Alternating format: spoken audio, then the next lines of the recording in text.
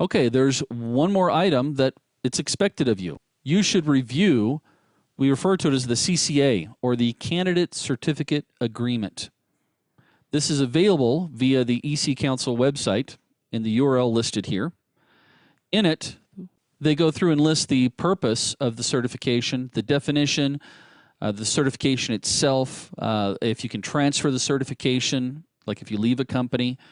The answer is no, you can't. Certification stays with the person.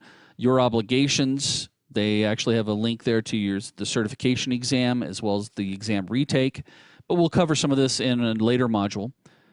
And terms and termination, as well as if you break, for example, the code of ethics, somebody can report you, or you can report someone else if you need to. So make sure you review that as well. So in this module, we went through and took a look at what certification brings to you. It brings, again, a global recognized certification. In fact, I was just reading an article the other day about how the FBI is looking for ethical hackers. We also spoke to how to maintain your certification. Remember, it's all about the points. Again, you're going to want to make sure that any changes, EC Council is pretty good about notifying members if they make any types of changes. If you have a question about if something or some activity could be considered for points or ECE points, you need to contact them and just ask them outright.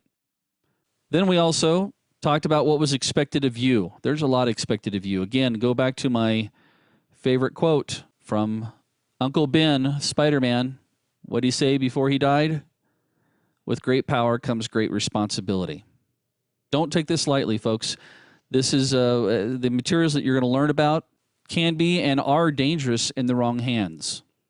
And that's not the purpose of us teaching these concepts, is to put them in the wrong hands.